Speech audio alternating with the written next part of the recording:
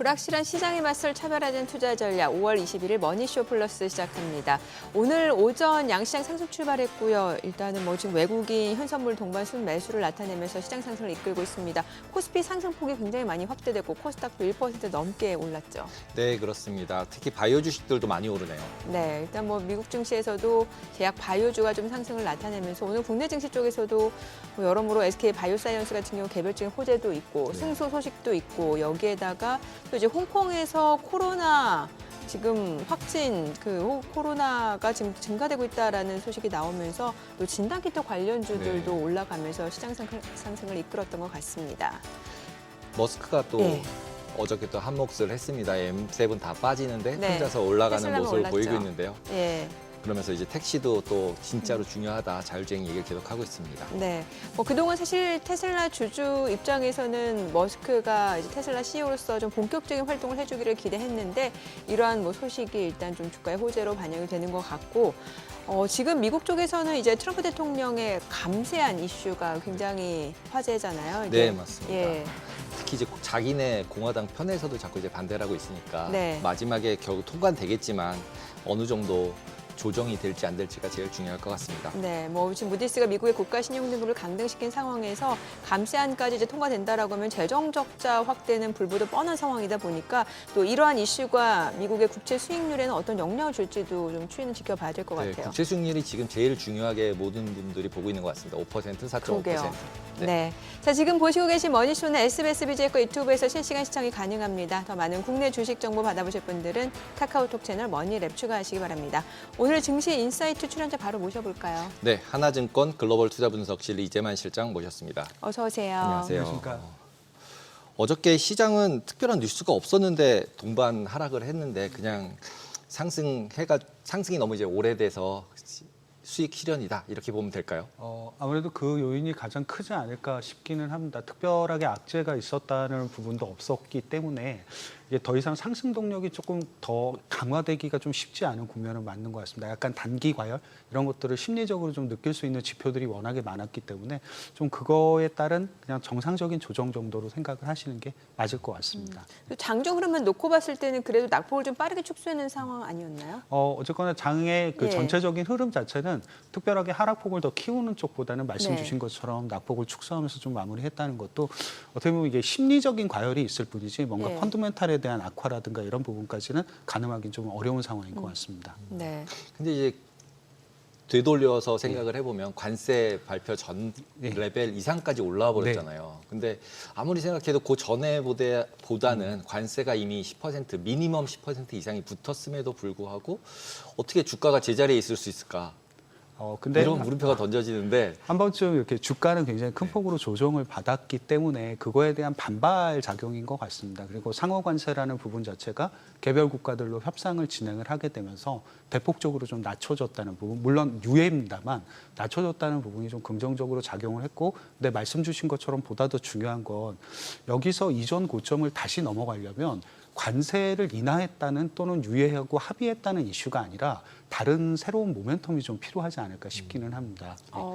그 관세 정책에 대한 불확실성이 여전한 상황인데도 관세에 대한 이슈보다는 다른 모멘텀이 필요하다고요? 예, 이미 조금 어느 정도 시장이 인지를 할 때는 관세에 대한 부과가 처음에는 굉장히 강력했지만 뒤로 가면 그게 힘이 좀 약해질 거라는 생각도 2018년에 경험을 봤기 때문에 인지는 하고 있습니다. 그래서 여기서 뭔가 이렇게 흔히 얘기하는 지수를 조금 더 한 단계 더 레벨업 시키려고 한다면 예를 들면 연준의 금리 인하라든가 아니면 다른 양적 완화 정책에 대한 필요성 이런 것들에 대한 부과 그리고 말씀 아까 주셨던 흔히 얘기하는 트럼프 행정부가 갖고 있는 감세 정책 이런 것들이 결국 미국의 소비 심리라든가 제조업들의 체감 경기를 끌어올리는 모습들 이런 것들이 좀 연장선상에서 이어져서 보여질 때 조금 더 지수는 다시 한번 레벨업을 하지 않을까라는 생각은 갖고 있습니다. 감세를 많이 하면 주가는 올라가는 건가요?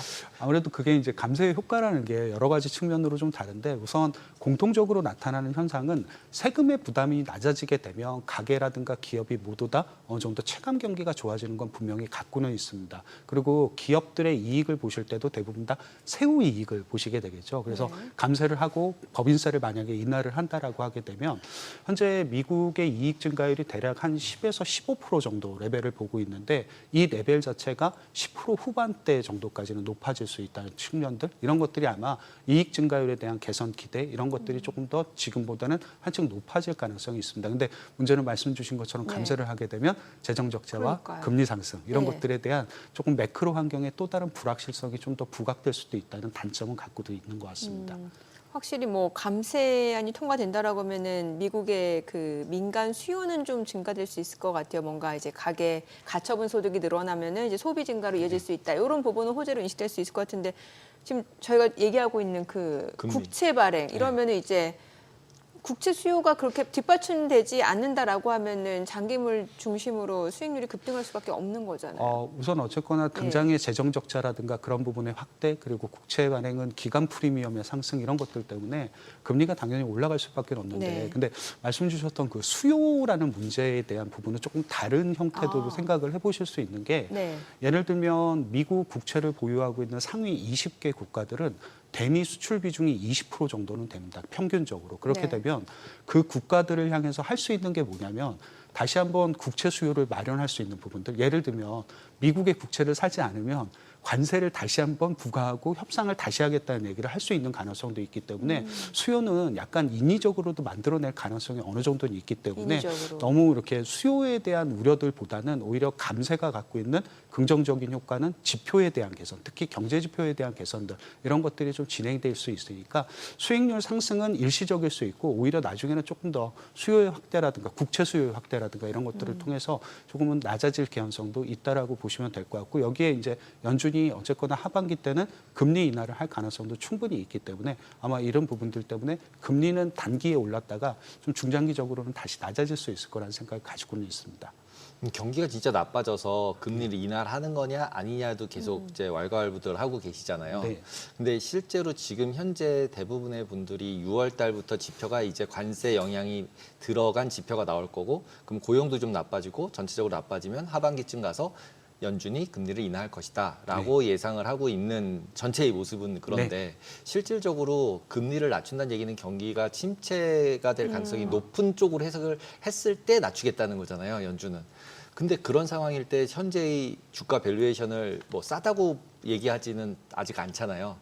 특히 미국은. 그러면 이제 미국 거를 그래서 벗어나서 딴 나라 걸 투자해야 된다 이렇게들 얘기를 하고 있는데 그 딴 나라 가는 게 맞는지 M7을 계속 버텨야 맞는지 이게 제일 요즘은 고민이 되는 시점인 것 같습니다. 어떻게 생각하시나요? 우선 여러 가지 그냥 단편적으로만 좀 생각을 해보면 왜 최근에 보이시는 것 중에 미국에서 지표가 안 좋아진 게 어떤 것들이냐면 대부분 다 심리 지표들이 많이 안 좋아졌습니다. 소비자 기대 지수라든가 ISM 제조업 지수. 근데 이런 것들이 일반적인 경기 선행 지수고 아까 말씀 주신 소매, 판매, 고용 이런 데이터들은 대부분 다 약간 동행 지표의 성격이 가깝습니다. 근데 일반적으로 생각을 해보면 이 선행 지표들이 안 좋아지고 한 6개월 정도 시간이 지나게 되면 동행 지표들이 안 좋아지기 시작을 하게 됩니다. 근데 그게 공교롭게 오는 7월 정도부터 그 시차가 적용이 된다라고 하게 되면 보시는 산업 생산, 소매 판매, 고용 데이터 이런 것들이 후행적으로 좀 둔화될 가능성이 있습니다. 그래서 연준이 하반기 때 금리를 두세 차례 정도 인하를 해줄 거라는 기대를 갖고는 있는 게 맞는 것 같습니다. 근데 여기서 생각하는 건 이미 흔히 얘기하는 금리가 떨어지는 걸 경제 지표가 악화되는 쪽으로 해석을 해버리게 되면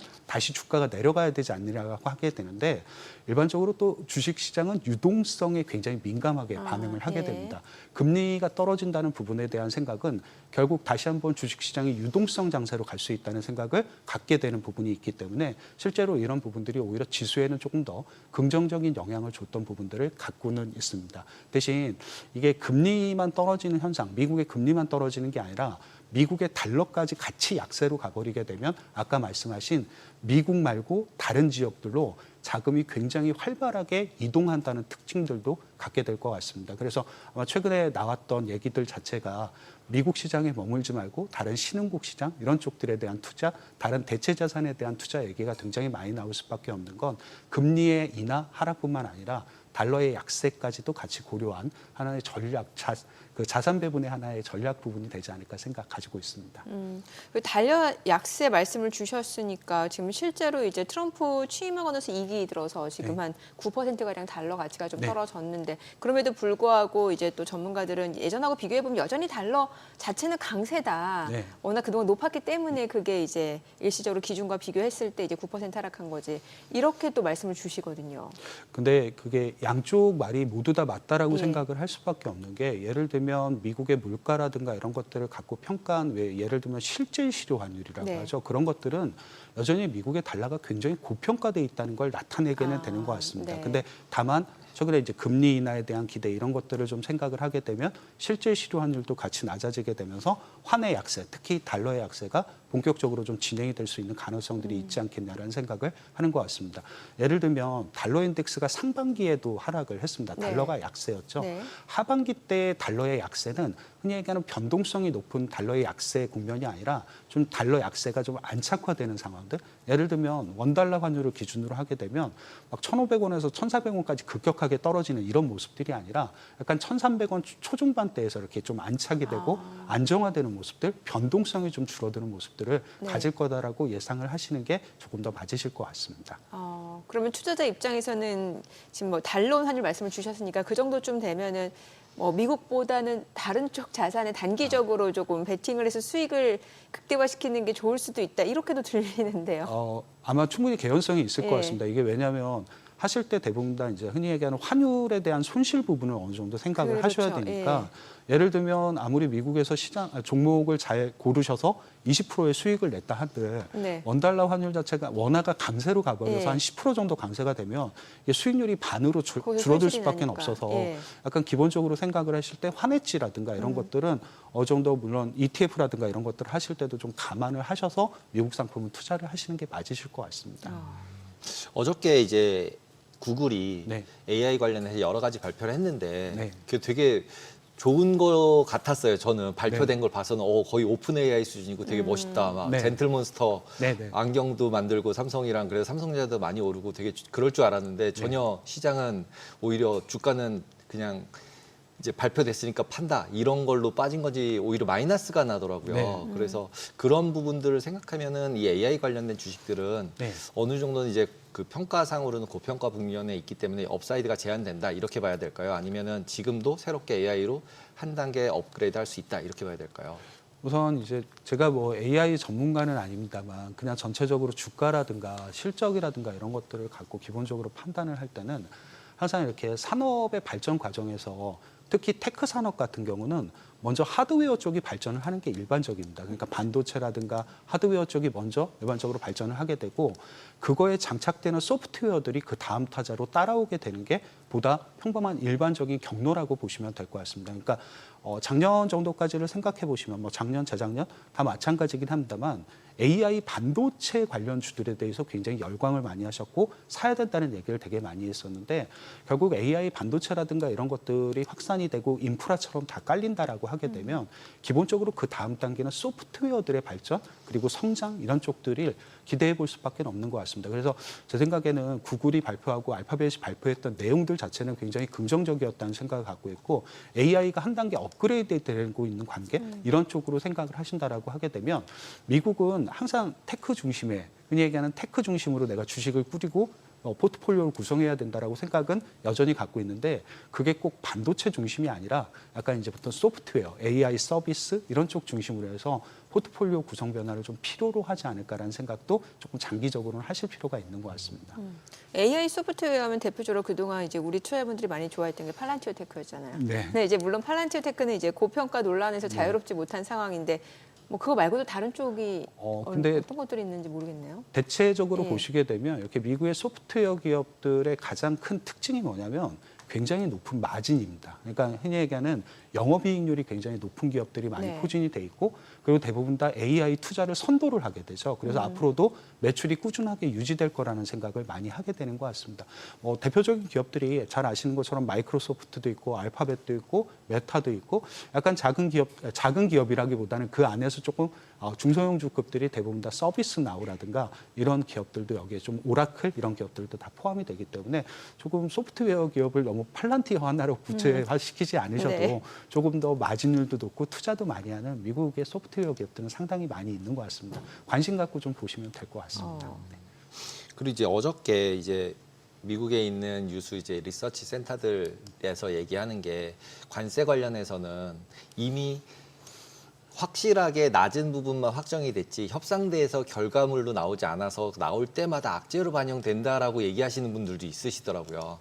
이미 이제 저 밑은 10으로 막았지만 네. 위로 올리는 것밖에 없으니까 발표될 때마다 악재가 나오는 거 아니냐. 네. 이렇게 해석을 할 수도 있는데 이렇게 보면은 오히려 지금 이렇게 주식 포지션 늘리기보다는 그런 악재가 나와서 빠졌을 때마다 조금씩 평균적으로 사는 게 좋다거나 아니면은 이런 관세 영향도들은 오히려 적고 오히려 실적이나 이쪽으로 보는 것이 더 맞다라고 두 가지 중에서 선택을 해야 된다면 어느 쪽이 더 바람직할까요? 선택지가 별로 많지는 않아서 그렇죠. 그냥 OX로 찍듯이 해야 될 것 같은데요. 네. 아무래도 기본적으로 기업의 주가는 실적이 움직이는 건 맞는 것 같습니다. 그게 약간 단기에는 어긋나갈 수는 있겠습니다만 중장기적으로는 대체적으로 다 실적에 수렴을 하는 경향들을 갖고 있기 때문에 항상 실적이 중요한 것 같습니다. 그리고 혹시 관세라는 것 때문에 굉장히 고민이 많다라고 하시게 되면 관세에도 불구하고 내 마진을 잘 유지할 수 있는 아까 보셨던 뭐 영업이익률, 뭐 ROE 이런 쪽들을 잘 유지할 수 있는 기업들이 그냥 가장 좋은 기업들이라는 평가를 받을 수 있는 부분들이 될 거는 같습니다.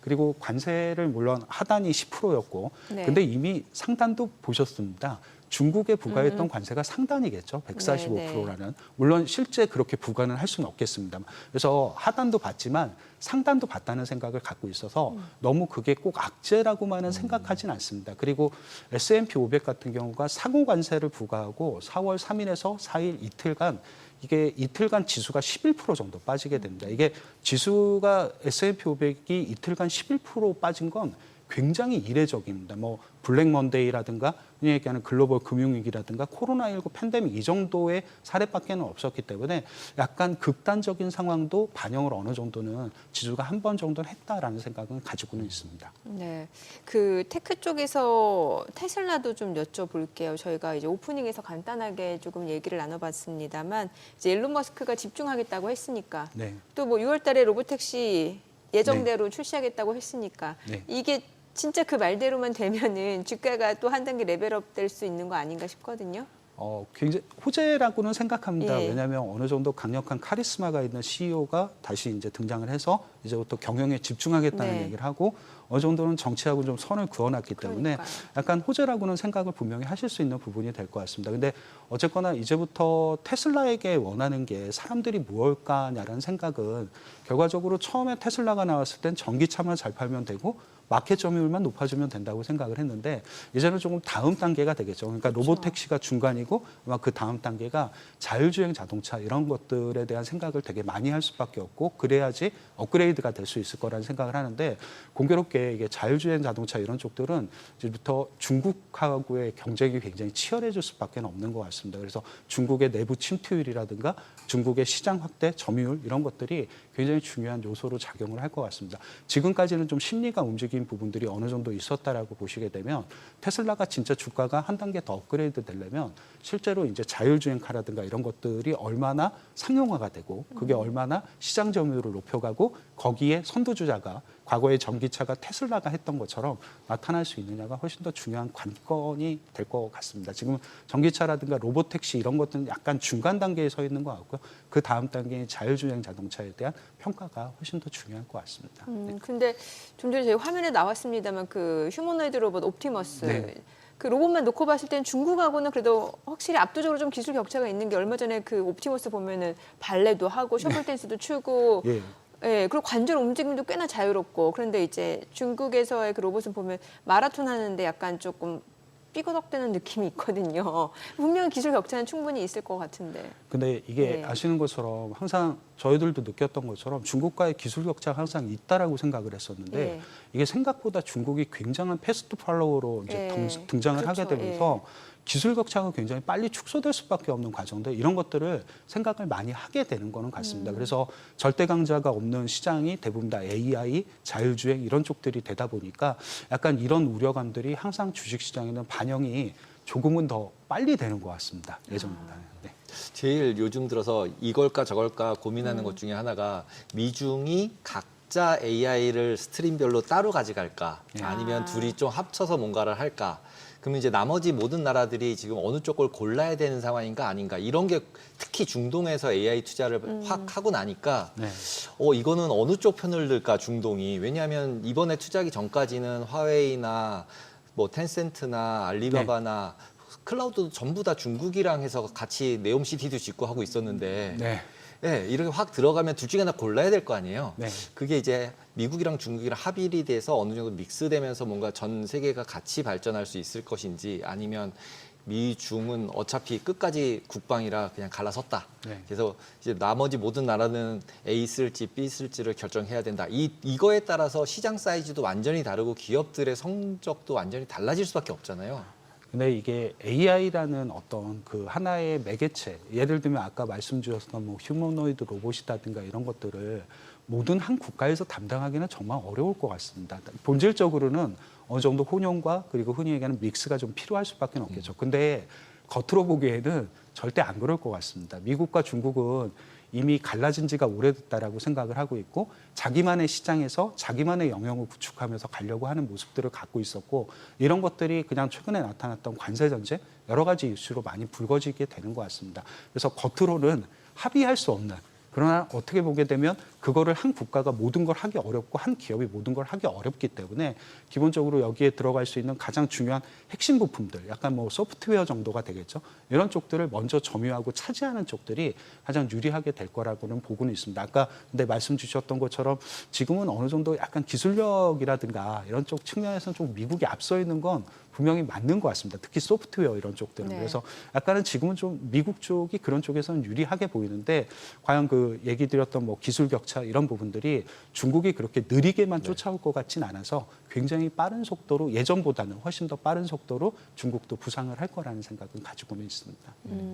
그러면 요즘 이제 투자자분들은 어떤 식으로 지금 포트폴리오를 꾸리는 게 좋아요? 왜냐하면 지금 채권 수익률 자체는 지금 많이 올라간 상태이기 때문에 말씀해 주신 내용 들어보면 더 안 올라갈 것 같아요. 그러니까 채권 가격이 더 안 떨어질 것 같단 말이죠. 그럼 지금이 매수 기회일 수도 있는 거고 또 주식 같은 경우도 그렇다고 막 많이 빠질 것 같지는 않은데 기존의 빅테크 쪽에서 뭔가 관점을 약간은 좀 다르게 보는 시각도 좀 필요한 것 같고 어떤 식의 조언을 해주세요, 요즘에는?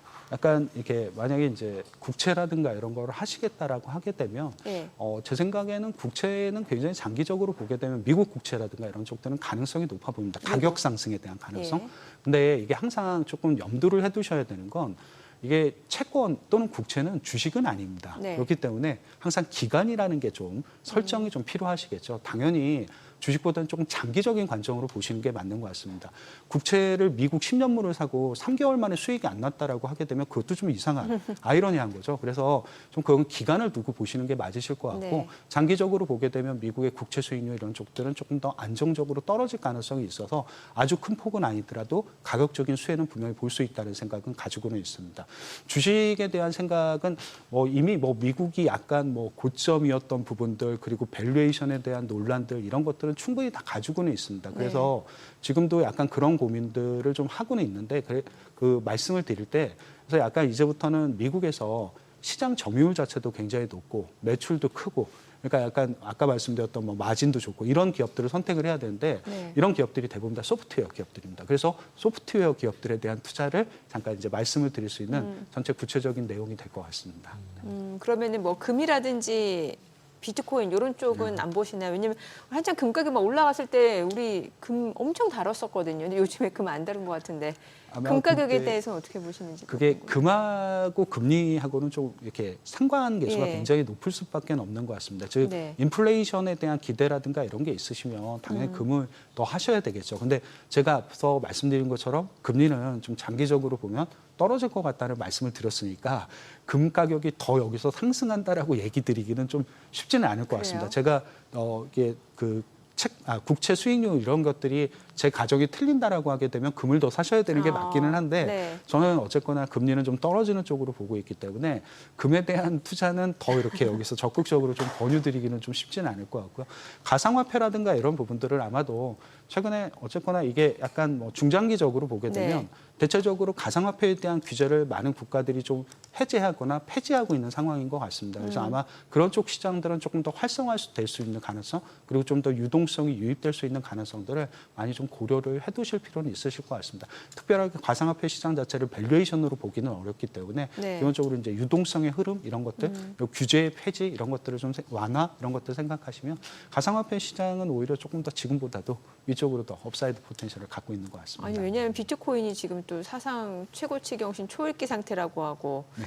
물론 이게 이제 악재도 좀 있긴 있는데 그럼에도 불구하고 지금 말씀 주신 뭐 그런 유동성에 대한 기대 때문인지 모르겠습니다만 와 비트코인 가격 보면은 진짜 안 갖고 계신 분들은 약간 좀 소외되는 느낌이거든요. 지금 갖기도 굉장히 가격이 부담스러우신 뭐 가격일 것 하죠. 같아요. 예. 근데 이게 비트코인은 글쎄요, 제가 막 투자의 대상 막 이렇게 삼지는 않습니다만 가끔은 어쨌거나 유동성의 함수라고 생각하시면 네. 가상화폐 또는 비트코인 자체도 굉장히 가격적인 그러니까 위로 올라갈 수 있는 가능성은 더 높을 것 같습니다. 근데 사실 때 뭐 ETF라든가 이런 것들을 좀 활용을 하셔서 사시게 되면 아마 그건 하나의 투자의 또 다른 대안이 될 수 있다라는 생각은 가지고 있습니다. 네. 그러면 주식 시장 중에는 지금 저희가 이제 AI 그다음에 M7 이런 것만 얘기했는데 조금 전만 해도 이제 그쪽이 나쁠 거다, 고평가다 이러면서 이제 경기도 침체가 될 거다. 그러니까 불확실성이 커지니까 헬스케어나 아니면 이제 소비재 등등 이런 좀 안전 주식으로 넘어가야 된다. 이런 상황이었는데 갑자기 나와서 약가이나 뭐 그다음에 FDA 이런 뉴스를 막 때려 맞으면서 엄청 이제 헬스케어 종목들이 많이 빠졌잖아요. 네. CEO 교체되고 이러면서. 그래서 네. 미국 헬스케어 같은 경우는 과거 대비로는 비싸지 않은 거 아닌가요? 우선 미국의 제약바이오라든가 약간 이런 부분들은 한국하고는 성격이 좀 다르죠. 그쪽은 성장의 컨셉으로 보기보다는 오히려 제약바이오가 약간 가치주의 컨셉이 조금 더 가깝기는 합니다. 그래서 약간 안정적인 수익성 뭐 이런 것들은 항상 기대해 보실 수는 있는데 제 생각에 미국의 제약바이오를 접하실 때는 약간 제약바이오의 전통적인 주식들보다는 흔히 얘기하는 약간 바이오와 테크가 약간 결합된 이런 형태들, 뭐 수술용 로봇을 만드는 기업이라든가 이런 쪽들이 훨씬 더 앞으로는 유망해 보인다라는 생각을 갖고 있습니다. 제약바이오가 나쁘다는 의미가 아니라 미국이 갖고 있는 제약바이오의 성격은 오히려 조금 더 가치주의 성격에 가깝기 때문에 그런 쪽들보다는 AI와 그리고 제약바이오의 그런 의료 기술이 합쳐진 이런 쪽들이 바이오테크라고 하죠. 이런 쪽들이 훨씬 더 유리할 것 같다는 생각이 듭니다. 바이오텍은 한 달에 30% 50%씩 빠지거든요. 근데 무서워서 못 사겠거든요. 근데 이게 왜냐하면 어차피 그쪽이 약간은 아직은 테마고 기본적으로 지금 성장률이 잘 나오면 성장주라고 하겠죠. 근데 그렇죠. 아직은 좀 테마주라서 그렇기는 합니다만 그래도 항상 가능성을 굉장히 좋게 놓고 보는 게 결국 AI는 의료랑 결합을 할 수밖에 없지 않을까라는 생각. 그러면 그쪽들이 가장 장래성과 성장성이 높다라는 평가도 충분히 가능하게 될 겁니다. 모든 기업이 다 살아남지는 않겠습니다만 이게 어떻게 보게 되면 이런 형태가 테마주가 결국 조금 있으면 성장주로 변하는 과정들 아마 이게 바이오테크의 모습들이 되지 않을까 생각은 가지고 있습니다. 최근에 약간 좀 글로벌 자금 흐름을 놓고 보면 이제 유럽 쪽에서 뭐 독일 쪽이라든지 아니면 중국, 홍콩 이쪽으로도 자금들이 많이 유입이 되는 것 같아요. 그쪽에 대한 좀 매력도를 높게 보는 것 같은데 개인 투자자분들도 이런 쪽 좀 관심을 가져보는 거는 어떨까요? 사실 연초에도 이런 얘기 좀 많이 나오긴 했었거든요. 근데 이건 아까 말씀드렸던 것처럼 달러가 이제 약세로 가는 과정에서 나타나는 유동성의 이제 이렇게 유동성의 흐름 이런 변화가 좀 있었던 부분들을 갖고는 있는 것 같습니다. 근데 하반기 정도까지는 달러 약세라든가 이런 부분들이 조금 더 진행될 가능성은 있기 때문에 뭐 홍콩이라든가 아까 말씀하셨던 뭐 독일이라든가 이런 쪽들 주식시장 또는 지수에 대해서는 좀 관심을 계속 두시고 보시는 것도 수익률을 좀 제고하실 수 있는 또 다른 방법. 그러니까 예전에는 수익률을 제고하려면 무조건 미국의 M7만 있었어야 되는데 이제는 조금 달리 보실 수밖에 없는 이게 달러의 흐름 자체가 약해질 수밖에 없는 구조적인 문제들 때문에 오히려 더 강세를 보일 가능성 그리고 지속 가능성은 좀 더 높다라고 생각 가지고 있습니다. 네, 오늘 여기까지 듣겠습니다. 고맙습니다. 잘 들었습니다. 감사합니다.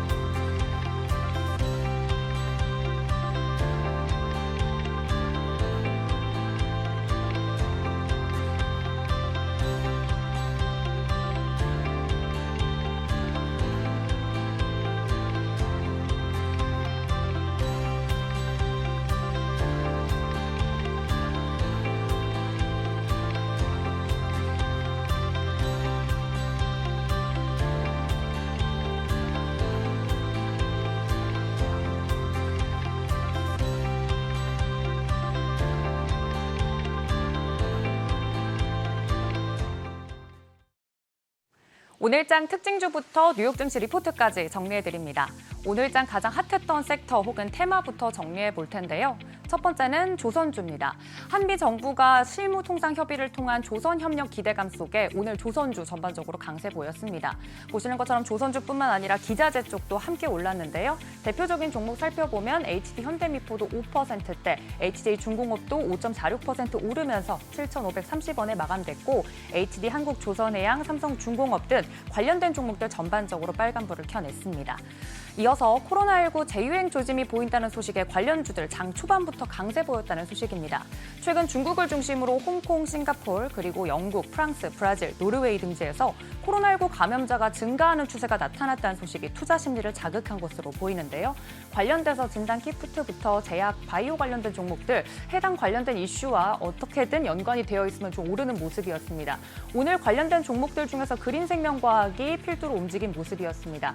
상한가 가까이 일찍이 들어가면서 2,205원에 마무리가 되는 모습이었고요. 이외에 서울제약, 파미셀, 제일약품, 유한양행도 전반적으로 빨간불 켜면서 마무리가 됐습니다. 두 가지 오늘 시장에서 움직였던 섹터 특징적으로 기억해 주시면 좋을 것 같습니다.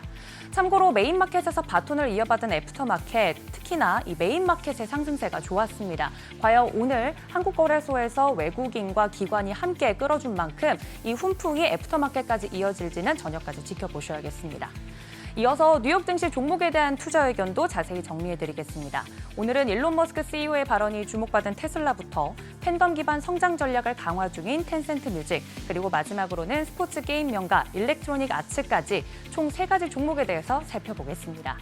먼저 첫 번째 종목 테슬라입니다. 현재 주가는 343달러 선에서 움직임 보이고 있고요. 이번 리포트에선 목표 주가가 따로 제시되지 않았습니다. 테슬라가 최근 내놓은 미래 비전을 보면 로봇 공학 중심의 기업으로 완전히 방향을 틀고 있는 점 확인이 가능합니다. 휴머노이드 로봇 옵티머스는 올해 말까지 10,000대 생산이 목표고요.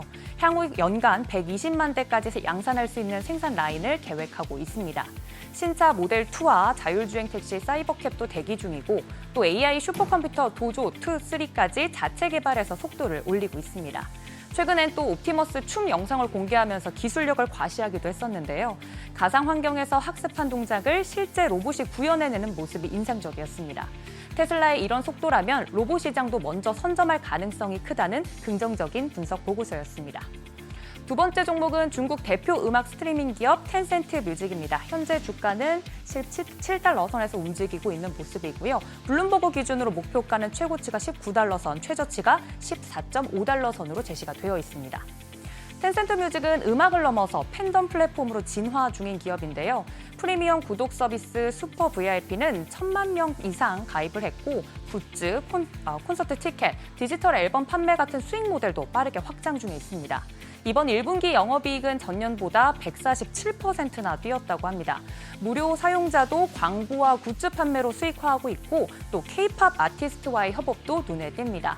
지드래곤, 에스파, 베이비몬스터와의 협업에 이어서 오는 6월엔 국내 플랫폼 디어유와 손을 잡고 중국 내 버블 서비스도 선보일 예정이라고 합니다. 유료 전환율이 아직은 22%라는 점을 보면 앞으로의 성장 여력도 충분하다는 평가입니다. 마지막 종목은 일렉트로닉 아츠입니다. 현재 주가는 151달러 선에서 움직임 보이고 있고요. 계속해서 우상향을 그려가고 있습니다. 목표 주가는 165달러 선으로 제시가 되어 있습니다. 일렉트로닉 아츠는 이번 분기 실적에서 다시 한번 이 IP의 힘을 입증했습니다. 남성분들은 잘 알고 계실 텐데 스포츠 타이틀 일렉트로닉 아츠 스포츠 FC와 매든 NFL 그리고 심즈는 꾸준히 사랑을 받고 있고요. 신작 스플릿 픽션은 출시 2달 만에 400만 장을 팔았다고 합니다. 영업이익도 시장 기대를 뛰어넘었고 특히 잉여 현금 흐름이 18억 달러 중에 27억 달러를 배당과 자사주 매입으로 환원하면서 주주 친화적인 모습도 보이고 있습니다. 이제는 2026년 북미 월드컵과 FPS 기대작 배틀필드가 다음 모멘텀이 될 거라는 기대를 가지고 있는데요. 신규 유저 유입과 글로벌 시장 확장을 이끌 수 있을지 주목해 볼 만합니다. 이렇게 3가지 종목에 대한 투자 의견 오늘 밤 뉴욕 증시 대응에 참고하시면 좋겠습니다. 지금까지 종목 리포트였습니다.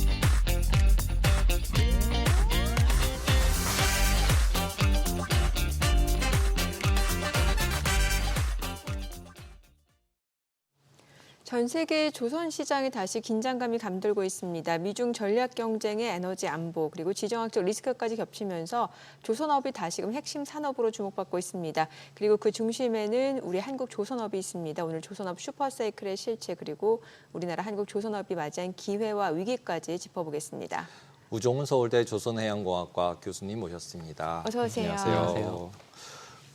오늘도 그렇고 해양 관련돼 있는 조선주들이 굉장히 급등을 하고 있어요. 주식시장은. 근데 이제 요즘 되게 핫하게 나오는 이슈가 뭐 이제 쉐빙선, 뭐 그다음에 LNG선 이런 이슈들이 계속 나오면서 오히려 그 지금 시장에서 나오는 것보다 더 큰 그림들이 그려지고 있는 것 같은데 교수님 보시기에는 이 우리나라 조선업 시장의 전체 분위기가 어떻게 흘러갈 것 같으신가요? 일단 최근에 그런 여러 가지 호재들이 몇 가지 요인이 섞여 있다고 판단이 되는데요. 첫 번째는 코로나 이후로 어쨌든 2010년대 중반 이후에 우리나라 조선업의 위기에서 이제 구했던 LNG 운반선의 이제 성장세가 견고하게 유지가 되고 또 이제 IMO의 그 내체로 정책에 의한 친환경 선박 발주가 이제 계속 이어질 거라고 예상이 되고 있습니다. 그리고 마지막으로 트럼프발 소위 대미, 그러니까 미중 어떤 갈등 상황에서 반사 이익을 얻을 수 있다라는 기대감, 이 세 가지가 합쳐지면서 상당히 이제 전체적으로 호황인 그런 분위기로 가고 있다고 판단합니다. 그럼 그 중에서도 우리 조선업이 더 주목받는 이유가 따로 있는 건가요? 일단 그 전 세계에 이제 선박을 건조할 수 있는 국가가 많아 보이지만 네. 사실 이런 대형 운반선을 건조할 수 있는 국가가 우리나라하고 일본하고 중국입니다. 당분간은 이 세 개 국가를 제외하고는 그러한 어떤 공급을 할 수 있는 여지가 없는 상황인데요. 이제 일본은 최근에 뭐 기술이나 물량 면에서 우리나라에 많이 뒤처지고 있고 중국이 현실적으로 보면 우리나라를 이제 여러 면에서 이제 대등하게 따라왔거나 또는 추월하고 있는 상황인데 최근에 그 미중 어떤 그 상황 악화로 인해서 거기에 대한 반사 이익을 얻으면서 특히 이제 최근에 또 트럼프가 당선이 되면서 우리나라를 지목을 하기도 했고요. 네. 그런 요인들이 이제 그 원인이라고 생각을 하고 있습니다. 예. 교수님은 해양공학과면은 배를 만드는 어떤 이제 기술이나 이쪽을 기술적 엔지니어링 쪽을 가르치시는 거고 제자들이 네. 그러면은 뭐 현대나 이런 데 네, 가서 하나하나. 배를 실제 만드는 일을 네. 하는 거겠네요. 그죠? 예, 맞습니다. 그러면은 실제로 그런 기술적으로 봤을 때 예, 예. 중국이랑 우리나라가 만드는 배랑의 극명한 차이점이 확실하게 있나요? 그러니까 제가 들은 것 중에 그러니까 이제 예를 들자면 아까 제가 처음에 쉐빙선 말씀을 드렸는데 우리나라밖에 못 만든다는 거예요. 그래서 진짜 그걸 우리나라밖에 못 만든 게 맞아? 이런 의문점이 생기는데 꼭 맞나요? 그렇지는 않고요. 그러니까 그죠? 쉐빙선을 뭐 우리나라만 건조했던 실적이 있는 건 아닙니다. 다만 물량 면에서 이제 우리나라가 과거 그 트랙 레코드가 많기 때문에 상대적으로 우위에 있는 건 맞다라고 볼 수 있습니다. 상대적으로 그러면 우리나라 말고 중국도 다 만들 수는 있는 건가요? 중국도 뭐 못 만들 거라고 얘기를 할 수는 없겠죠. 예, 그런 이제 기회가 생기면 그러니까 중국이 지금까지 계속 우리나라를 추격해왔던 전략들이 자국 발주에 의해서 계속 기회를 가져왔었고 그게 이제 하나하나 실적들이 쌓이게 되면은 결국 또 그게 이제 그 각 국가의 이제 경쟁력이 되기 때문에 예, 뭐 우리나라만 가진 기술이다라고 얘기할 수는 없어요. 예, 맞습니다. 그러면 지금 현재 상태 내에서는 그 기술을 통해서 뭐 북극을 통해서 갈 수 있어서 뭐 온난화가 돼서 좋다 이러면서 되게 이제 로지한 그림을 예. 엄청 그리고 있는 분위기더라고요. 그래서 그게 진짜 맞는지 그리고 그렇게 해서 했을 때 기술 격차라는 게 항상 존재하잖아요. 그러면 이제 그 쉐빙선을 먼저 해서 길을 다 뚫고 이제 한국까지 다 세팅이 끝나서 뭐 LNG를 그걸로 운반한다 뭐 이런 얘기를 계속 하니까 LNG랑 다 연결된 것 같더라고요. 그래서 그걸 했을 경우에 그러면 지금 말씀하신 것처럼 이제 타임 레그가 존재할 거 아니에요. 따라가려면. 그러면 예를 들면은 조선 기술 같은 경우는 예를 들어 그걸 만들겠다. 중국이 하면 6개월이다, 1년이다, 2년이다. 이게 어느 정도 그 거리가 텀이 있을까요? 사실은 최근 10년간 소위 이제 여러 기관에서 분석을 합니다. 우리나라와 중국의 격차가 이렇다. 근데 그게 이제 몇 년이 지나고 보면은 항상 예상보다 훨씬 빠른 속도로 좁혀오긴 했습니다. 그래서 최근에 뭐 산업연구원이나 또는 서울대에서 조사한 결과들을 보면은 이미 평균적으로 중국이 예를 들어 설계나 일부 그 공급망에서는 아직 우리나라가 미소하게 앞서 있지만 전체적인 건조 역량이나 또는 애프터 마켓, 그다음 자국 수요 같은 면에서는 우리나라를 추월했다라는 그런 평가도 많이 나오고 있는 상황입니다. 그 조선업 하면 이제 배 종류를 LNG선 그리고 뭐 해군 함정 만드는 그런 것 또 뭐 벌크, 컨테이너선 예, 또 많이 뭐가 하시네요. 있을까요? 그러니까 그게 이제 보통 우리가 운반선이라고 하는 것들입니다. 운반선. 결국은 사실 조선의 전방 산업으로서의 해운 산업이 결국은 조선업이라고 하는 그런 제조업을 견인을 하고 있는 건데, 뭐 전통적으로 이제 항상 꾸준히 수요가 나오고 있는 얘기하신 벌크선, 컨테이너선, 그 다음에 원유를 운반하는 탱커라고 하는 탱커. 세 가지가 전통적으로 계속 교체 수요에 의해서 나오고 있고, 최근에 이제 LNG라고 하는 액화가스에 대한 글로벌 수요가 증가하면서 그 LNG를 운반하는 선박들이 이제 우리나라를 최근에 견인하고 있는 그런 선박들이 되겠습니다. 네. 그리고 군함도 있는 거죠? 그렇죠. 이제 예. 우리가 보통 특수선이라고 해가지고 예. 이런 운반선이라고 하는 트랙이 있고, 또 이제 해군이 네. 사용하는 그런 함정을 예, 건조하는 함정. 트랙이 있습니다. 그럼 이제 중국 같은 경우랑 계속 저희가 경쟁을 하는데, 저번에 이제 리서치분 오셔서 중국이 한 60-70% 마켓쉐어고 일본이랑 우리랑 30 정도 나눠 갖고 있다, 이렇게 한 말씀을 하시면서 예. 둘이 금액상으로는 비슷하다고 그러시더라고요. 예. 왜냐하면 우리가 비싼 거 만들고 중국은 좀 싼 걸 만들어서 비슷하다, 예. 이렇게 말씀을 하시는데, 그러면은 조금 아까 이제 제가 이제 자꾸 경쟁 부분을 예. 여쭤보는데, 이쪽에서 비싼 걸 만드는 시간에 따라서는 이 가격이 계속 떨어져야 되잖아요. 예. 그럼 그 상황들이 계속 되면 우리는 또 다른 걸 또 뭔가를 해야 되고, 예. 그럼 그렇게 했을 때 다음 넥스트에 뭔가 우리가 새롭게 할 만한 그런 특별한 어떤 기술이나 기회들이 따로 있나요? 그게 현재로서는 사실 우리나라 조선 업계와 이제 산학연이 계속 기술 개발은 LNG를 운반할 수 있는 기술이 지금을 견인하고 있고요. 네. 아까 얘기 드린 소위 우리가 통틀어서 친환경 선박이라고 하는, 왜냐하면 육상에서도 그 이산화탄소, 온실가스를 줄이기 위한 노력들이 있지만, 해상에서도 앞으로는 선박이 2050년까지 탄소 배출이 제로가 되어야만 합니다. 그러려면은 기존에 사용하던 중유 대신에 현재 LNG를 같이 사용하는, 그러니까 운반이 아니라 LNG 자체를 연료로 사용하는 선박도 있고요. 근데 LNG 같은 경우도 사실 중유보다, 기존 연료보다 CO2 배출량이 적을 뿐이지 네. 넷제로 연료가 아닙니다.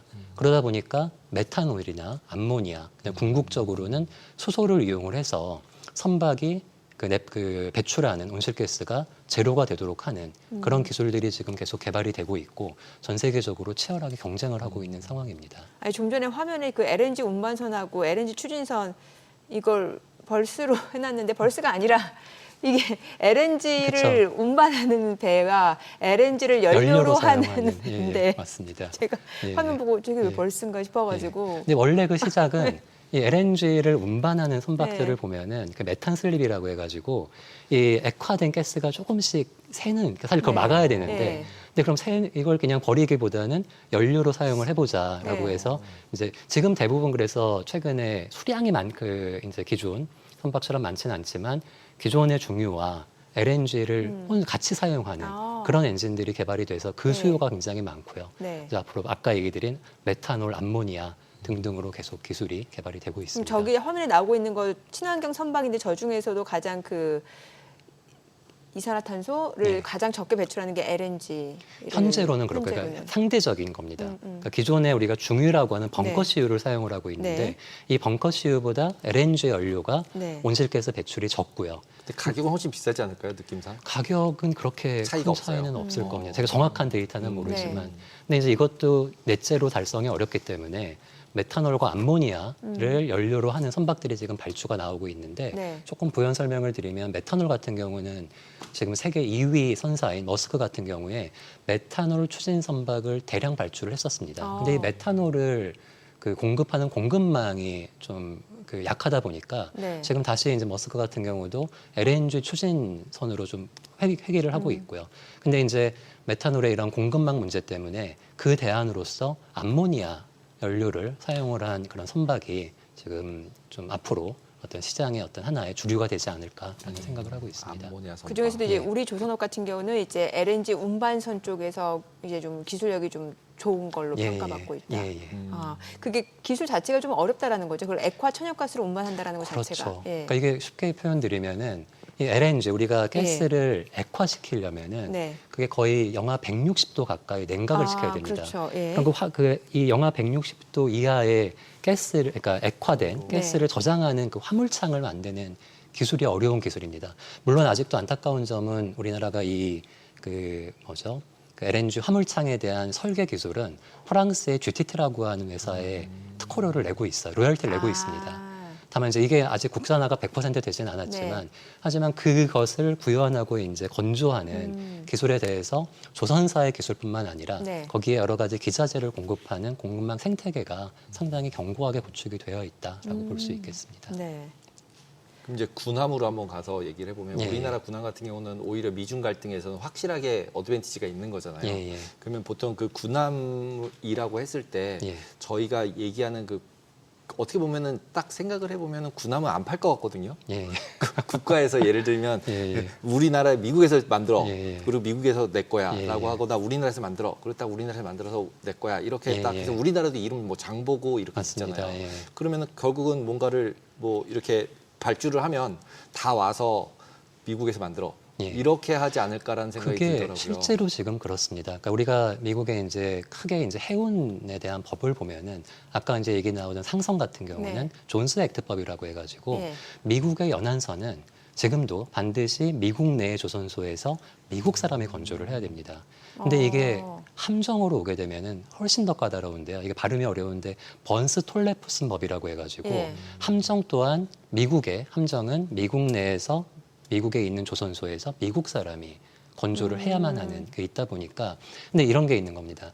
이게 지금 미중 갈등에 이제 여러 가지 요인이 있지만 미국이 깜짝 놀란 게 지금 이미 그 함정의 수량으로는 중국의 2015년 이후로 뒤처지고 있습니다. 물론 파워로는 미국이 앞서 있지만 그럼 이게 앞으로 계속 뭐 숫자상으로는 중국이 지금 미국의 건조 역량이 거의 200배 가까이 된다라고 나와 있는데 계속 벌어질 거라는 위기 상황이 있고 그래서 미국 자국 내에서도 어떻게 하면은 물량과 이런 것들을 늘려갈 것이냐. 그러니까 이게 공급과 수요 관계에서 지금 그 미국 내의 규제를 계속 강요하다가는 이게 계속 중국에 뒤처지게 되는 상황인 거죠. 그래서 이게 어느 쪽이 더 절박하냐. 그러니까 미국이 중국에 뒤처지는 그런 뭐 함정이나 상선, 전략 상선대를 보완하기 위해서 우리나라나 일본에 이제 그런 법규를 조금 완화시키면서 오픈할 것이냐. 아니다. 그래도 미국의 함정은 미국에 건조해야 된다. 이게 생각보다 굉장히 강한 규제여가지고 그게 계속 지금 좀 이런 아슬아슬한 단계. 그런 것도 트럼프가 그냥 이거 행정명령 이렇게 할 수 있는 건가요? 아니면 했습니다. 국회에 가야 되나요? 이미 했습니다. 했어요. 올해 4월에 그 대통령 명령으로 행정명령으로 몇 가지 나와. 예를 들어서 중국산 선박이 미국에 입항하려면은 입항료를 뭐 몇 억을 내야 된다라든가. 그다음에 우호국과 협조를 통해서 미국에 그러니까 이건 이제 조선만이 아니라 조선과 해운을 묶어서 얘기합니다. 조선 해운을 재건하기 위해서 미국 자국에서도 투자를 많이 하겠지만 우호국과의 적극적인 그 협력을 통해서 재건을 하겠다라는 게 있는데 여전히 그 하나하나 문구들을 들여다보면은 여전히 한계는 US 빌트, 메이드 인 USA가 강조가 되고 있어서 그런 면에서는 지금 HD 현대나 한화 같은 경우는 미국의 필리 조선소를 인수해서 미국에서 건조를 하고 있고요. 현대 같은 경우는 아직 미국 조선소를 인수하진 않았지만 미국의 최대 함정 건조사인 헌팅턴 앵거스라고 하는 조선소가 있습니다. 거기와 MOU를 맺어서 우리가 너희한테 그런 건조 역량을 전수할 테니까 계속 좀 협력 관계를 가져가 보자. 이런 식으로 미국 내에 건조를 하기 위한 전략들을 조선소들이 지금 검토를 하고 있다라고 보면 되겠습니다. 제가 이제 쉽게 그냥 전 단순하게 이렇게 알고 있었어요. 우리나라 조선업 같은 경우 이제 LNG 운반선하고 해군 함정 수리 이렇게 그 뭐라고 해야 되지? MRO 쪽 이렇게 두 가지로 저는 이제 생각을 하고 있었는데 맞는 건가요? 그렇습니다. 그러니까 MRO는 우리가 흔히 얘기하는 수리업이고요. 그다음에 함정을 새로 만드는 건 신조, 완전히 다른 영역입니다. 최근에 그러니까 미국이 그들의 함정을 수리하는 것들은 기존에도 외국에 맡겨왔어요. 예를 들어서 일본도 이제 오래전부터 미국의 함정을 수리하고 있었고요. 그다음에 뭐 유럽의 일부 조선소들도 그걸 이제 우리나라에선 처음으로 하나오션이 그 작년에 이제 MRO 수주를 해가지고 성공적으로 인도를 했고 다른 이제 HD 현대 같은 경우도 뭐 필리핀이나 이런 야드에서 MRO를 하겠다라고 지금 이제 수주를 하기 위해서 계약 단계에 와 있습니다. 마지막으로 조선 3사들이 계속 이제 거래를 하다 보면 배를 수주를 하다 보면 그리고 배라는 게 금액이 너무 크잖아요. 그래서 보통 이제 외환이 요즘 많이 움직이니까 환율이 그래서 제가 이제 금융기관 근무할 때 보면은 이제 대부분 다 처음에 거래가 될 때 예. 해지를 다 선물환이던 이런 거로 해지를 다 하는데 예. 그게 하다가 이제 중간에 막 이제 딜레이가 연기가 되거나 아니면 일정이 바뀌거나 이러면서는 또 환차 손익이 엄청 예. 발생을 해서 맞습니다. 막 회사가 막 망하느니 뭐 파생 상품 손실이 나느니 공시하고 막 예. 이런 일이 계속 일어났었거든요. 예. 근데 지금 같은 경우는 좀 많이 바뀌었나요? 아니면 지금도 똑같은 상황인가요? 이게 항상 조선업은 100% 달러로 거래가 됩니다. 그렇죠. 국제시장에서. 그래서 이게 사실 조선업계가 이런 고환율 시대에 표정 관리를 합니다. 어. 고환율은 조선소에는 그렇죠. 굉장히 호재예요. 그죠. 다만 이제 삼성 같은 경우는 요즘에 좀 달라졌는지 모르지만 삼성은 그룹사에서 항상 100% 즉각 해칭을 합니다. 네. 그러니까 이게 특별히 이제 환율이 막 변한다고 해가지고 환차손, 근데 이제 다른 조선소들은 그걸 적당한 어떤 포트폴리오를 구성을 해서 하고 있기 때문에 이게 조선사에는 좋은 일, 그러니까 이게 참 애매하지만. 그래서 표정 관리. 예. 근데 이제 제가 여쭤본 게 이제 환율이 네. 좋은 데에다가 내려가는 걸로 이제 예. 바뀐다고 이제 다 달러원 얘기를 환율이. 하고 예. 있잖아요. 예. 달러원 환율이 예. 이제 1,400원대에서 1,300원대로 예. 내려간다 그러면 예. 이제 조선소들이 아무리 배를 만들어서 열심히 잘했는데 예. 해지를 했느냐, 해지를 안 하지 했느냐. 않았느냐에 따라서 예. 손익이 이제 그렇죠. 예. 엄청 크게 그럴 수 바뀔 것 있습니다. 같은데 예. 그럼 이제 이 조선사 중에 아까 말씀하신 삼성이나 이런 데는 이제 해지를 한다라고 하셨는데 해지도 그것도 이제 여러 방식의 해지 방법들이 있잖아요. 그리고 이제 미래는 어차피 불투명하잖아요. 불투명하죠. 5년 뭐 막 배는 예. 보니까 오래 만들던데 예. 그럼 오랫동안 내 돈을 받을 때마다에 따라서 해지를 다 막 하는데 예. 이거 자체가 흔들리거든요. 예. 그러면은 이제 그 조선사들은 환율이 계속 내려가면 어떻게 보면 되게 위험해지는 거잖아요. 올라갈 때는 이득이니까 뭐 해지 안 하고 있다가 땡큐 그러면서 표정 관리하고 예. 있는 거지만 예. 이제부터 내려가는 걸로 거의 확정진 것 예. 같은데 느낌상. 그러니까 그게 결국은 변동성이라고 생각을 합니다. 사실은 올라가는 것도 뭐 제가 표현을 표정 관리라고는 했지만 네. 사실 이런 제조기업의 입장에서는 변동성이 최소화가 되는 게 가장 베스트고요. 다만 이제 이 업종의 특성상 환율이 올라갈 때 좀 좋은 상황이고 지금 이제 얘기하신 대로 환율이 내려간다라는 게 되면 또 거기에 대한 대비를 할 겁니다. 다만 그게 너무 급박하게 변화가 되면 조선사 입장에서 당연히 리스크가 될 수 있고 과거에 그런 상황도 있었습니다. 지금 이제 IMF 환경 규제도 강화되고 있고 그렇다면 이제 우리 조선업이 지금 상대적으로 이제 미중 간의 무역 전쟁이라든지 갈등이 이제 심화되고 있다 보니까 좀 반사이익에 대한 기대감이 반영이 되는 부분이 분명히 있는 것 같은데 우리나라 조선업이 앞으로 어느 쪽에 좀 무게를 두면서 성장을 해 간다면은 조금 더 앞으로 향후 미래가 더 밝을 수 있을까요? 이게 되게 고리타분한 얘기일 수 예. 있지만 결국은 초격차 기술 개발이라고 생각을 합니다. 초격차 기술 그게 개발. 이제 크게 현재로는 세 가지로 보고 있습니다. 네. 첫 번째는 아까 얘기가 나오던 친환경 연료를 이용한 선박. 또 아까 얘기는 안 나왔지만 자율운항, 우리가 마치 자율주행 시장이 자율주행. 있듯이 자율운항 선박에 대한 부분이 하나가 있고 세 번째는 건조 스마트를 위한 스마트 조선소화가 있습니다. 이 세 가지의 집중적인 투자와 그게 단순히 이제 어떤 현재의 문제를 해결하는 것에서 넘어가지고 앞으로 어떻게 보면은 그러니까 과거에도 그랬거든요. 과거에 네. 우리나라가 일본이나 중국에 대해서 크게 걱정을 하지 않았던 이유는 현상 유지보다는 항상 그 다음 단계를 준비를 해왔기 때문에 우리나라가 최근까지 30년 이상을 거의 최고 수준의 기술을 유지를 하고 있는 건데 그게 사실은 2010년대 중반에 좀 어려움을 겪으면서 그런 R&D 투자에 대한 공백이 좀 있었습니다. 그게 지금 다시 시황이 좋아지면서 뭐 좀 더 증가가 되고 있는데 그런 부분에 대해서 뭐 조선사뿐만 아니라 정부나 또는 저 같은 학계에서도 좀 공통된 노력이 필요하겠다라고 생각을 합니다. 와 배도 자율주행으로 다니면 그 위에 태양광으로 해서 뭐 한다는 것도 본 것 같고 예, 되게 여러 가지가 예. 있는 것 같아요. 근데 지금 잠깐 지나가면서 저기 이제 화면에 나오는데 해양 플랜트 부분이 생각해보니까 엄청 유행이었던 적이 있었던 것 같은데 지금은 다 해양 플랜트는 아무도 얘기 안 하고 배만 얘기하고 있는데 해양 플랜트 쪽은 실제로는 그 산업 사이즈가 지금은 다시 좀 축소되는 분위기인가요? 왜냐하면 우리가 그러니까 2010년대 초중반에 이 해양 자원 개발이 떠올랐던 이유는 유가 상승이었습니다. 당시에 보통 우리가 그 사우디 같은데 지상 유전은 배럴당 개발비가 $10가 안 됩니다. 네. 근데 해양 심해 유전 같은 경우는 그 당시만 해도 최소 60-70불 이상이 들어가는 거예요. 근데 그때 유가가 100불, 200불을 간다고 예. 하니까 이제 드릴시부터 해가지고 여러 가지 플랫폼에 대한 발주가 나왔었는데 그게 2016년, 17년에 미국의 셰일 가스 그 개발에 의해서 갑자기 줄어들었던 겁니다. 다만 저는 이제 이 부분이 계속 죽어 있을 시장은 아니라고 생각을 합니다. 최근에도 삼성중공 같은 경우 보면은 그 FLNG 같은 그 초대형 가스 플랫폼들에 대한 수주가 들어오고 있거든요. 왜냐하면 어쨌든 저 해저 어딘가에는 네. 그 아주 방대한 자원이 묻혀 있기 그렇죠. 때문에 또 기술 개발에 의해서 그 배럴당 단가도 계속 낮아지고 있고요. 예. 네, 알겠습니다. 오늘 또 어려운 조선업인데 좀 알기 쉽게 설명해 주신 것 같네요. 내용 잘 들었습니다. 고맙습니다. 예, 감사합니다.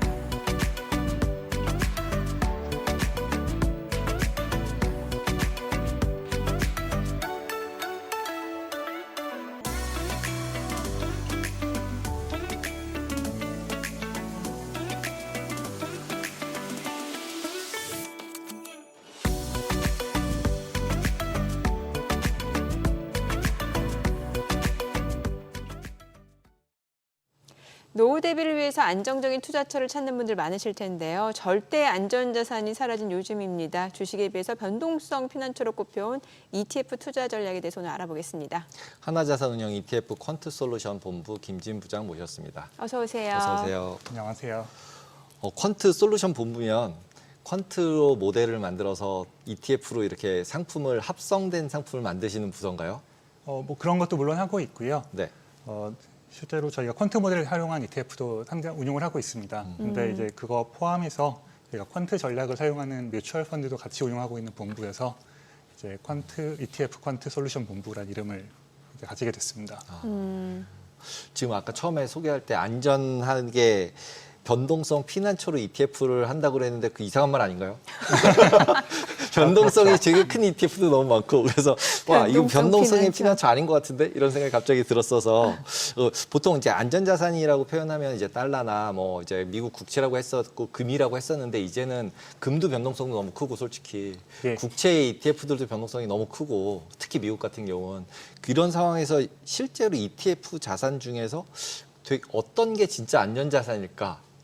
하는 생각이 갑자기 들었었어요. 그래서 진짜 뭐 머니마켓 펀드 말고 나머지라면 어떤 식으로 투자하는 게 가장 ETF 관련해서 안전하게 투자할 수 있는 건가요? 뭐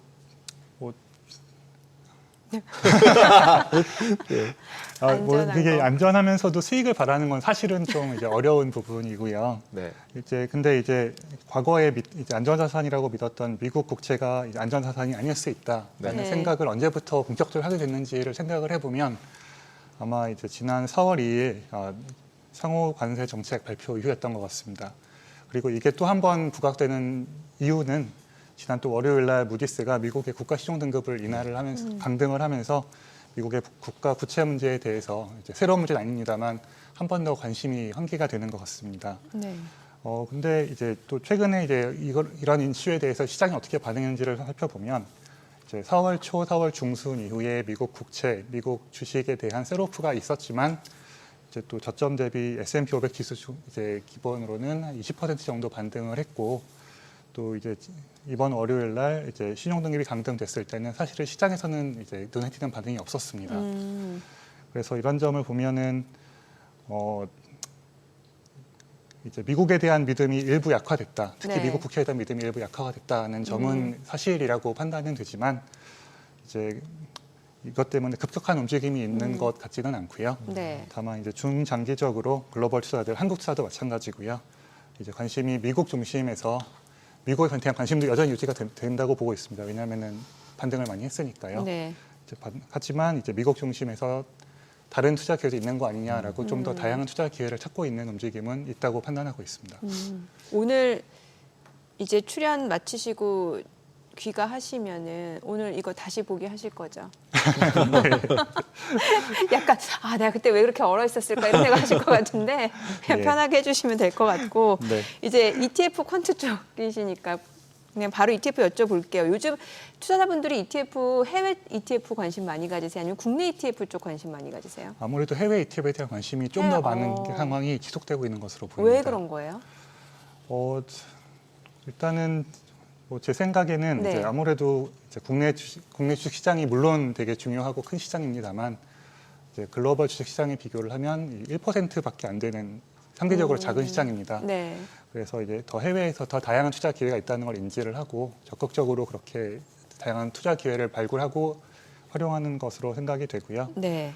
또 이제 지금 시장에 대한 정보가 훨씬 더 투명하게 많아져. 소통이 되고 투자할 수 있는 수단도 훨씬 더 다양하고 ETF 포함해서 그런 상황이기 때문에 조금 더 적극적으로 해외 투자 기회에 대해서 더 많은 관심을 가지는 트렌드가 지속되고 있는 것 같습니다. 네. 지난번에 다른 분한테도 제가 여쭤봤었는데 한 번 더 설명을 해주시면 좋을 것 같아요. 그러니까 해외 ETF라고 우리가 얘기를 하면 네. 한국 자산운용사가 발행한 ETF 중에 기초자산이 해외인 거 이렇게를 해외 ETF로 얘기할 수도 있고 미국에 상장된 ETF가 있고 그다음에 또 우리나라 ETF 중에도 또 H 붙어 있는 해지돼 있는 네. ETF가 또 있고 그다음에 얘네들이 또 세금도 다르잖아요. 맞습니다. 네, 세금이 너무 이제 뭐 지저분하다고 표현을 해야 되나요? 너무 복잡하게 돼 있어서 이쪽에 했다가 갑자기 종합소득과세 맞고, 종합소득과세. 예, 뭐 이쪽에 있다 보면은 그냥 22%만 내면 되고, 그래서 금액에 따라서 되게 막 다르게 해야 될 것 같더라고요. 똑같이 S&P ETF여도. 예, 예. 근데 그런 것들을 선택할 때는 어떻게 하는 게 가장 제일 좀 저도 생각할 때마다 헷갈리더라고요. 그래서 어떻게 하는 게 제일 좋을까요? 뭐 세금은 사실은 너무나 개별적인 문제이기 그쵸, 때문에 예. 이제 그분은 이제 어렵고. 개별적으로 약간 세금에 대한 검토와 또 상담을 받으시는 게 좋은 것 같고요. 말씀하셨다시피 국내 상장 ETF는 이제 보유기간 과세가 적용이 되고 저희는 이제 해외 상장은 역외 ETF라고 말을 하는데 네, 역외 ETF는 양도소득세 적용을 받기 때문에 금융소득종합과세에서 또 분리과세가 적용이 됩니다. 그래서 이제 특히 고액자산가인 경우는 이런 부분을 좀 더 주목하셔가지고 투자 포트폴리오를 고액 자산가분은 해외 거 그냥 하고 22% 내는 게 더 싼 거죠. 그러실 수 있죠. 있죠. 네, 그러실 그리고 수 좀 있죠. 이제 그냥 보통 이제 뭐 예를 들면 이제 청년들이나 소액으로 할 경우에는 어차피 200만 원 안 넘는다고 생각하면은 그냥 우리나라 거 해도 큰 문제는 없는 거고 예를 들면 ISA 계좌에 넣고 그냥 하면 되는 거고 예. 그에 반해서 이제 금액이 커지시면 분들은 그냥 미국 걸 하는 게 오히려 더 안전하다고 봐야 되는 건가요? 세금 면에 있어서는. 세금 면으로 보면 일반론으로는 그렇고요. 고액자산가인 경우에는. 근데 또 ISA 계좌를 말씀을 주셨는데 또 국내에 있는 절세 계좌는 또 연금 계좌 같은 경우는 국내 상장 ETF만 이제 매매를 할 수가 있습니다. 그래서 이제 거기에 해당되시는 분들은 국내 상장 ETF가 그 계좌에 한정해서 훨씬 더 유리하시죠. 그러면은 실제로 국내 운용사가 발행한 해외 자산 ETF들은 연금용이라고 봐야 되겠네요. 뭐 연금용은만은 아니지만 네, 연금에서 연금에서는 주로 편입할 수 있는 연금에서는 확실한 이제 장점이 있는 장점이 상품이라고 있는, 말씀드릴 수 있습니다. 그럼 지금 우리가 이 시간에 다뤄볼 거는 이제 역외 ETF가 아니라 이제 우리나라 해외 그 기초자산을 토대로 구성된 ETF를 살펴본다라면 이해되는 건가요? 네, 네, 맞습니다. 최근에 이런 이제 ETF가 많이 지금 운용사별로 지금 상장이 됐는데 어떤 특징, 어떤 ETF들이 많이 상장이 됐는지 좀 흐름을 짚어주시고 최근에 보면 또 왜 그 이제 대선을 앞두고 있다 보니까 비트코인 현물 ETF 이것도 굉장히 핫한 이슈거든요. 예, 이 그렇죠. 부분도 좀 얘기를 해주세요. 뭐 비트코인 ETF는 뭐 사실 좀 별도로 한 번 더 말씀드리면 네. 좋을 것 같고요. 최근에 ETF가 상장이 되는 거 보면은 이제 역시 해외 주식형 ETF들이 해외 주식형, 많이 네. 상장이 되고 있습니다. 그래서 이제 뭐 이제 갈수록 저희 같으면 최근에 미국 S&P 500 ETF도 네. 상장을 했는데 이런 미국 대상 ETF도 있지만 최근에는 이제 지난 2월 이후에 딥시크 이후에 중국의 AI 기술에 대한 관심이 조금 올라오면서 네. 중국에 대한 ETF, 중국에 투자하는 ETF들도 지난주에 많이 좀 상장이 됐고요. 보셨겠지만 미중 경쟁 구도에서 좀 수혜주로 언급되는 것 중 하나가 인도입니다. 그래서 최근에 인도 ETF도 상장이 되는 것을 본 적이 있습니다. 많이 팔리고 있나요? 인도 ETF들? 인도 ETF 아직 좀 기간이 짧아가지고 판단하기가 조금 이르기는 한데 네. 단기적으로는 여전히 가장 많이가 매수되는 거는 미국 S&P 500 같은 대표 지수가 조금 더 편안하게 느끼시는 것 같고요. 네. 최근에 중국의 테크에 투자한 ETF들, 중국 휴머노이드, 중국 AI 테크 이런 ETF들도 아직 며칠 안 됐지만 좀 반응을 많이 받고 있는 것 같습니다. 그러네요. 뭐 삼성자산운용, 미래에셋자산운용에서 출시된 ETF들이네요. 예. 그 비트코인 현물 ETF 요 내용도 좀 알려주세요. 예, 뭐 잘 아시다시피 네. 미국에서는 비트코인 ETF가 작년 초에 상장이 된 이후에 네. 아주 빠르게 성장을 했고요. 그래서 한국에서는 이런 역의 비트코인 현물 ETF에 투자는 막혀 있습니다만 네. 역의 비트코인 선물 ETF 또는 비트코인 관련 주식에 대한 역의 투자는 이제 증권사를 통해서 가능합니다. 그래서 이런 것에 대해서 국내 투자자들이 특히 개인 투자자들이 많은 관심을 보이고 있는 게 확인이 되고 있고요. 최근 대선 후보들이 이제 비트코인 현물 ETF를 허용하겠다라는 공약을 이제 낸 걸 보았는데 이렇게 관심이 많은 것을 반영한 부분이라고 판단하고 있습니다. 이게 근데 한다 그래서 솔직히 투자자가 누가 될까? 이런 왜냐하면 업비트급 비썸도 있고 예. 그래서 ETF를 한다고 치면은 예를 들면 이제 미국처럼 2배짜리, 3배짜리 뭐 이런 걸 해주면은 선물이 우리나라 없으니까 뭔가 이벤트가 있을 수 있겠지만 이제 그렇지 않으면 별로 어드밴티지가 없지 않을까? 이런 생각도 들고 두 번째는 차라리 비트코인을 사고 말지 이런 그렇죠. 거. 비트코인 사지 ETF를 뭐하러 사요? 그러니까 이제 그래서 뭔가 다른 뭐 이렇게 스트래티지 아까 퀀트 팀이니까 퀀트로 해서 뭐 현금이랑 뭐 비트코인을 조절해서 원래보다 더 좋게 만들어 줍니다. 뭐 이러면서 새로운 걸 만들던가 아니면은 뭐 이런 걸 가던가 아니면은 진짜로 뭐 2배짜리 뭐 우리 2배 좋아하니까 2배짜리 이런 거 허락을 안 해줄 것 같지만 허락 받아서 하던가 아니면은 이제 뭔가 우리나라에서 ETF가 된다고 치면 제가 딱 드는 생각에서는 그러면은 기관들이 살 수 있어지나 지금은 어떻게 보면 ETF가 문제가 아니라 비트코인을 법인들이 못 사게 돼 있잖아요. 그렇죠. 그리고 아예 핸들링도 못 하게 돼 있고 그런 상태를 다 풀어준다는 건가 이런 생각이 드는데 그거를 이제 금융기관부터 쭉 풀어주는 건가요? 이 룰 자체는 지금 통과가 된다면 기대치는 그렇고요. 네. 뭐 아직 이제 없는 규정에 대해서 저희가 뭐 된다면 뭐 함부 이렇게 뭐 코멘트를 하기는 어렵기는 한데 이제 해외 상장 사례를 보면 이제 비트코인이 물론 가상거래소에서 직접 거래할 수도 있습니다만 ETF가 되면 몇 가지 장점이 있다고는 판단하고 있습니다. 뭐 예를 들어서 현재 역의 비트코인 선물 ETF가 매수하는 수요가 있는데 이런 거를 이제 국내에서 소화할 수 있게 된다면 이제 국부 유출을 막는 효과가 있을 것 같고요. 또 두 번째로는 투자자 보호 측면에서 국내 규정에 맞는 국내의 이런 펀드에 대한 규제를 다 적용받는 ETF가 상장이 된다면 뭐 규제상의 설명 의무라든지 정보 접근성이라든지 이런 데 개선이 될 거고요. 또 마지막으로는 비트코인에 대한 접근성이 이제 가상거래소 계좌를 트는 것보다 증권 계좌를 통해서 매수를 할 수 있기 때문에 이런 접근성도 개선이 되고 또 사이버 보안 측면에서도 개선되는 점이 있다고 저희는 판단하고 있습니다. 사실 저희가 이제 오프닝 때 그 ETF를 변동성 피난처라고 우리 작가님이 쓰신 표현이긴 합니다만 이 변동성 피난처라고 쓴 이유는 분명 그걸 거예요. 어떤 종목 선택에 대한 리스크를 줄이는 거죠, 사실은. 왜냐하면 ETF 안에 그 기초 자산들이 여러 개 들어있다라는 거는 어떻게 보면은 좀 분배 효과도 있고 하니까요. 그래서 이제 그 안정적인 좀 수익을 올릴 수 있는 ETF가 뭐냐라는 질문을 하셨잖아요. 그랬는데 우리나라에서 상장돼서 거래되는 거 보면 우리 한 종목 넣어놓고 막 레버리지 되고 이런 것만 좋아하잖아요. 그러니까 원래 취지와 달라지고 있는데 이거에 어떻게 대응을 하고 운용사의 입장에서 어떻게 대응을 하시고 싶으신가 이런 게 약간 여쭤보고 싶었어요. 그나마 생각나는 게 저는 이제 월배당 ETF였어요. 이게 뭐 큰 수익은 나진 않더라도 꼬박꼬박 배당 받을 수 있는 거 아니에요, 다달이? 네, 둘 다 되게 맞는 말씀이고요. 첫 번째 먼저 말씀을 드리면 이제 소수의 종목에 집중 투자한 ETF가 최근에 좀 많이 상장이 되고 또 이제 관심도 받고 있는 것 같습니다. 이런 점은 또 일부 투자자들이 자기가 좋아하는 종목을 ETF를 통해서 많이 담고 싶어하는 니즈가 있긴 있는 것 같아요.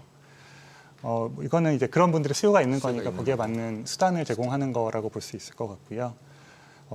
근데 분산 투자가 또 투자자의 정석이 아니겠습니까? 그래서 그런 점에서 보면 여전히 큰 트렌드는 그대로 가고 있는 것도 같아요. 왜냐하면 올해 연초부터 이제 누적으로 보면 개인 투자자가 가장 많이 매수한 ETF 중 하나가 예를 들어 S&P 500 지수를 추종한 ETF이거든요. 그런 것은 좀 어떻게 보면 이제 투자의 정석에 가까운 투자를 하는 수요도 여전히 있다. 충분히 있다라고 말씀드릴 수 있을 것 같습니다. 지금 화면에 나오는 거 보면은 커버드 콜들 지금 다 커버드 콜이네요. 네, 커버드 콜이고 커버드 콜 설명도 좀 해주세요. 이거는 들어도 어려워요. 네, 일단은 커버드 콜 투자가 활성화되고 월배당 ETF 투자 활성화되고 하는 거는 저희 업계에서 보면 사실은 좀 세상이 확 뒤집히는 거에 가까운 것 같아요. 이미 몇 년이 된 이야기이긴 하지만 이제 투자는 현재의 자금, 현재 소비를 미래로 미뤄서 자산을 쌓아가겠다라는 게 기본이기 때문에 이제 자본을 축적하는 관점에서 보면 월배당이 그렇게 매력적이진 않습니다. 네. 그럼에도 불구하고 월배당이 되는 거는 이제 인생 주기 사이클에서 보면 이제 자금 인출기에 들어간 투자 수요가 들어왔다라고 많이 확대되고 있다라고 보실 수 있을 것 같습니다. 또 이런 것들이 이제 젊은 분들도 요즘에 많이 하시는 것으로 보이는데 이런 거는 이제 투자를 은퇴 준비를 앞당겨서 하는 거기 때문에 미국의 401k가 활성화된 것처럼 국내에서도 이제 은퇴 준비를 스스로 알아서 하는 어떤 좀 긍정적인 면이 있다고 보고 있고요. 다만 이제 월배당을 통해서 이제 은퇴하신 분들은 생활비를 마련하시려는 부분도 있으실 것 같은데 네. 이제 그런 부분이 분명히 뭐 가능하기도 하지만 조금은 주의가 필요하긴 한 것 같습니다. 왜냐하면 월배당 ETF라고 되어 있지만 사실 네. 보면은 그 안에 담고 있는 주식, 옵션 계약이 다 다르고 커버드 콜만 놓고 봐도 또 이제 주식 배당으로 하는 ETF도 국내 주식을 월배당으로 하시는 종목, 미국 주식을 월배당으로 하는 종목이 따로 있고 또 이제 채권을 가지고 월배당을 주는 ETF도 있습니다. 이런 것은 다 이제 기대 수익과 리스크가 다 다르기 때문에 하나하나 좀 살펴보시고 하시는 게 필요하다고는 보고 있습니다. 크게 카테고리를 나눈다면 옵션을 팔아서 월배당을 해주는 상품이 있고 그다음에 진짜 주식에서 나오는 배당을 잘 모아서 주는 상품 두 개가 있는데 이렇게 옵션을 팔아서 주는 거는 밑으로 내려가면 다 깨지는 거잖아요. 그러니까 방향성이 굉장히 크기 때문에 리스크가 큰 월배당. 그래서 저거 아까 쭉 나왔듯이 이제 배당률이 좀 높고 그다음에 진짜 주식만 가지고 배당 주는 거는 아직도 ETF들이 몇 % 정도 주나요? 한 5에서 10% 정도 나오나요? 주식만 가지고는 10%까지 주기가 못 주죠. 어렵고 네. 네, 그래서 커버드 콜인 경우는 주가가 올라갔을 때의 그 자본 이익을 포기하는 포기하고 거죠. 그거를 콜옵션으로 매도해서 이익을 주는 건데 그런 경우는 10% 이상을 주는 상품들이 다수 있습니다. 근데 주가 배당만 가지고 그렇게 주는 경우는 없죠. 네, 없어서 네, 그 부분은 좀 기대치가 좀 다른 부분이 있는 것 같습니다. 네. 좀 화면에 나오는 거 보면은 왜 신한은 쏘리고 그다음에 이제 삼성자산은 코덱스고 그다음 미래에셋은 타이거고 하나자산운용은 뭐예요? 하나자산운용은 원큐 ETF 원큐, 브랜드를 사용하고 있습니다. 하나 원큐. 맞습니다. 그거 좀 알려주세요. 그리고 마지막으로 보통 ETF가 MMF 같은 이제 뭐 단기 채권, MMF 같은 ETF라고 그러면서 그게 AUM이 굉장히 커졌었더라고요. 근데 이게 수수료를 내도 그 이자가 아주 조금씩 올라가서 수수료 내면 손실 날 것 같거든요, 느낌상. 이게 손실이 안 나나요? 수수료가 작거나 이렇지 않나요? 이 MMF, 이렇게 짧은 기간짜리 MMF 같은 ETF를 하는 수요가 어떤 이유 때문에 있는 건가요? 저희도 지금 원큐 머니마켓 액티브 네. ETF가 최근에 1조 원을 넘어서 이제 좀 이제 약간 관심을 받고 있긴 한데 머니마켓 액티브. 네, 그렇습니다. 이제 최근 4월 이후에 증시 변동성이 확대가 되면서 이제 단기 자금 혹은 투자 대기 수요가 좀 늘어났다고 보고 있습니다. 단순하게는 머니마켓 펀드 또는 MMF를 한 주씩 상장시켜서 매매한다고 보시면 되기 때문에 이제 단기 채권, 초단기 채권이어서 요즘에는 파키형 ETF로 알려져 있는 시리즈에 해당하는 상품이고요. 이제 하루하루 매일 그 이자가 NAV에 반영이 돼서 조금 쌓이기 때문에 이제 머니마켓 펀드에 해당할 만큼 이제 위험은 좀 적다고 보실 수 있습니다. 네. 저희 펀드 같으면 최근 1년 동안 뭐 3.7, 3.8% 수익률 정도를 기록을 했는데 이제 초단기이기 때문에 뭐 주식만큼 10%, 20%는 절대 기대할 수 없지만 그냥 예탁금 넣어놓지 말고 이거 사라 이거죠? 예탁금은 이제 안 나오니까 예탁금 대신에 이거 샀다가 이제 가지고 있다가 포트폴리오 조정할 때 조정해라. 그러다 보니까 금액이 커져서 1조 원이 된 거겠네요. 예, 그런 용도로 많이 사용하십니다. 네. 알겠습니다. 오늘 여기까지 듣겠습니다. 잘 들었습니다. 고맙습니다. 감사합니다. 오늘 이제 국내 증시 흐름이 좋았고 오늘 뉴욕 증시도 좀 저는 기대가 돼요. 일단은 뭐 감세안이 아직 통과된 건 아닙니다만 그래도 이거에 대한 또 기대감도 분명히 있잖아요, 시장에서는. 네. 예. 특히 미국 시장 지금 최근에 이제 뉴스가 좀 없어진 상황인 것 같아서요. 네. 좀 더 지켜봐야 될 것 같습니다. 네, 저희 방송 중에 전해드린 내용과 관련해서 모든 투자 판단의 책임은 투자자분들께 있다는 점 알려드립니다. 어니시 오늘 여기까지입니다. 여러분의 모든 경제 SBS 비즈가 함께하겠습니다. 저희는 내일 오후 3시 30분에 다시 찾아뵙겠습니다. 고맙습니다.